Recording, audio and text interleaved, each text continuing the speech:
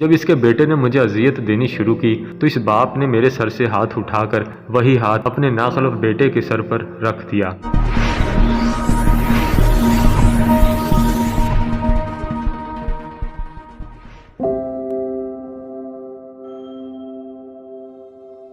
السلام علیکم ناظرین، یہ حرف بحرف بالکل اصل کہانی ہے کہ ایک بیٹی جب اپنی شادی کے بعد کی زندگی جینے کے خواب لے کر بظاہر شکل سے اچھے دکھائی دینے والے لیکن حقیقت میں پڑھے لکھے گنڈوں میں جاتی ہے تو پھر حقیقت کھلنے پر اس پہ کیسی کیسی قیامتیں آتی ہیں۔ ناظرین، وقت ضائع کیے بغیر چلتے ہیں تمام واقعات کی طرف اور جانتے ہیں کہ کیسے دہائیوں سے قابض ایک سیاسی جماعت کے چیئرمین کے بھتیجے نے پہلے عائشہ احد سے شادی کی، پھر ڈاکٹر رابعہ کو زندگی میں لے آیا اور اس کے بعد کیا کیا ہوا یہ سب کچھ جانیں گے۔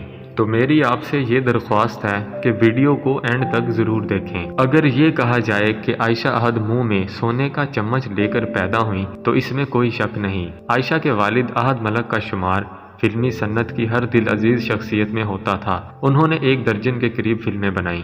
احد ملک پنجاب یونیورسٹی کے لا گریجویٹ تھے۔ وہ لاہور کے بار ایسوسی ایشن کے عہدے دار بھی رہے۔ عائشہ احد ملک کہتی ہیں کہ مئی 2011 کی بات ہے کہ جب میاں محمد نواز شریف کی اہلیہ محترمہ کلثوم نواز نے ان سے ٹیلی فون پر بات کی اور کہا کہ بیٹا آپ ہمارے خاندان کی بہو ہیں، انشاءاللہ آپ کے ساتھ انصاف ہوگا، آپ کے بارے میں میاں نواز شریف بہتر سوچیں گے اور آپ کی عصمت کو داغدار نہیں ہونے دیا جائے گا۔ آپ حمزہ شہباز کی بیوی ہیں اور شریف خاندان کی بہو ہیں۔ شریف خاندان اپنی بہوؤں کو عزت دینے میں اپنا کوئی ثانی نہیں رکھتا۔ میاں بیوی کے درمیان اختلافات ہوتے رہتے ہیں، آپ بے فکر رہیں، میں تمہاری ماں بن کر تمہارا ساتھ دوں گی اور تمہارے دلہا میاں کو سمجھاؤں گی کہ عائشہ ہماری بہو ہی نہیں ہے بلکہ ہماری بیٹی بھی ہے۔ عائشہ احد کے مطابق مریم نواز بھی سیاست میں آنے سے پہلے ان کے ساتھ رابطے میں رہتی تھیں۔ مریم نے متعدد بار عائشہ کو یقین دہانی کروائی کہ ان کے والد میاں محمد نواز شریف ان کے بارے میں بڑی مثبت رائے رکھتے ہیں اور وہ بہت جلد ان کے مسئلے کا حل تلاش کر لیں گے۔ عائشہ احد کے لیے محترمہ کلثوم نواز اور مریم نواز کی تسلیاں کسی نعمت سے کم نہیں تھی۔ عائشہ احد نے اپنے ایک انٹرویو کے دوران ذرائع ابلاغ کے نمائندوں کے سامنے اپنے اوپر بیتنے والے مظالم کا تذکرہ کرتے ہوئے کہا کہ 2012 عیسوی کا واقعہ ہے جب حمزہ شہباز نے ڈاکٹر رابعہ سے شادی کی تھی۔ عائشہ نے انہیں قانونی نوٹس بھی بھجوا دیا تھا جس کے نتیجہ میں حمزہ شہباز کی طرف سے ملنے والی دھمکیوں کی وجہ سے میری بیٹی 1.5 سال تک سکول نہ جا سکی۔ عائشہ احد نے بتایا کہ ستمبر 2011 میں مجھ پر اغوا کی جھوٹی FIR درج کروائی گئی، کسی فلپائنی لڑکے کو آگے لگایا گیا، مقدمہ لاری بی کے 28 سالہ بیٹے کو اغوا کرنے کا درج کروایا گیا۔ یہ مقدمہ کیوں کروایا گیا؟ اس کے مقاصد کیا تھے؟ اس مقدمے کے محرکات کیا تھے؟ ان تمام سوالوں کا صرف ایک ہی جواب کہ ایک صنف نازک کی صدائے احتجاج کو دبانے کے لیے ہمارے سیاست دانوں کی عادت رہی ہے کہ وہ پولیس کا سہارا لیتے ہیں۔ چنانچہ عائشہ احد نے جب اپنے حق کے لیے احتجاج بلند کرنا شروع کیا تو پھر وہ سیاسی مقدمات کی زد میں آنے لگی۔ میرے سیاسی شوہر نے مجھے اپنے راستے سے ہٹانے اور مجھ پر مصیبتوں کے پہاڑ توڑنے کے لیے ایڑی چوٹی کا زور لگایا، یہاں تک کہ میں سیشن کورٹ عبوری ضمانت کروانے کے لیے گئی تو حمزہ کے گنڈوں نے مجھے، میری بیٹی اور میری ایک دوست کو اغوا کر لیا۔ یہ اغوا کار ہمیں گاڑی میں نامعلوم مقامات پر گھماتے رہے، ہم بے بس اور بے یار و مددگار ہو گئے، مگر میں نے حوصلہ نہیں ہارا کیونکہ مجھے اس بات کا کامل یقین تھا کہ جو لوگ حوصلے سے کام لیتے ہیں وہ ہر طرح کی مشکلات کا سامنا کر سکتے ہیں۔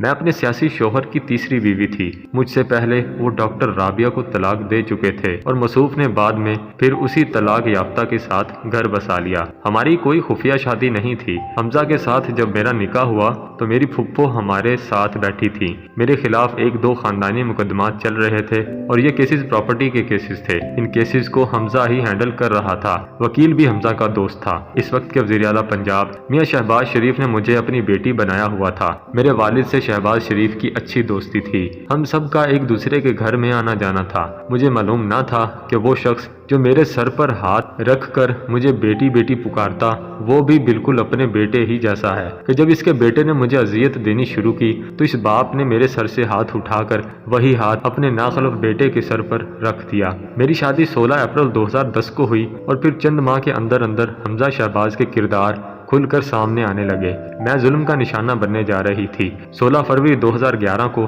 حمزہ نے مجھے اغوا کروا لیا اور 178 جی ماڈل ٹاؤن والے گھر میں بند کر دیا۔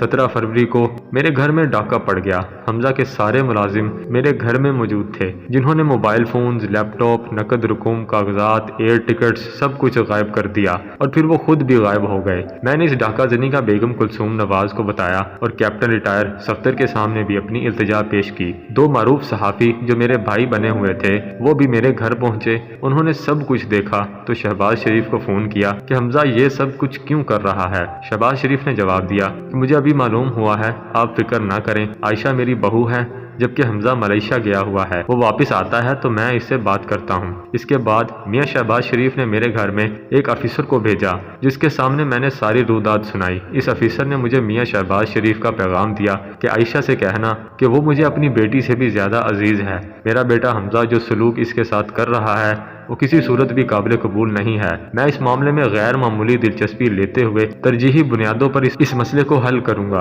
اور حمزہ کو سمجھاؤں گا کہ وہ اپنا گھر بسا لے، نہ کہ گھر برباد کرے۔ اس دوران میاں محمد نواز شریف، محترمہ کلثوم نواز اور مریم نواز نے بھی بلا واسطہ اور بالواسطہ طور پر مجھ سے رابطے کیے اور مجھے تسلیاں دیں کہ سارے کا سارا خاندان آپ کی حمایت میں آپ کے ساتھ کھڑا ہے اور آپ ہمارے خاندان کی بہو بھی ہیں اور بیٹی بھی۔ آپ کی عزت ہماری عزت ہے، آپ کی تکلیف ہماری تکلیف ہے۔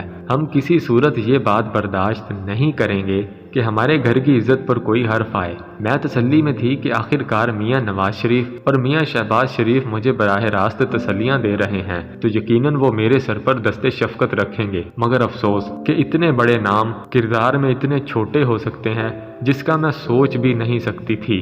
ووٹ کو عزت دو کا نعرہ لگانے والے کو کیا خبر جو اپنی بہو بیٹی کو عزت نہ دے سکے وہ ووٹ اور ووٹر کو کیا خاک عزت دیں گے۔ اگر آپ کو یہ ویڈیو اچھی لگی ہے تو ویڈیو کو لائک کر دیں، کمنٹ سیکشن میں مجھے کمنٹ کر کے ضرور بتائیں اور اس طرح کی مزید اچھی ویڈیوز کے لیے نئے آنے والے ویورز چینل کو سبسکرائب کر لیں تاکہ آنے والی ہر نئی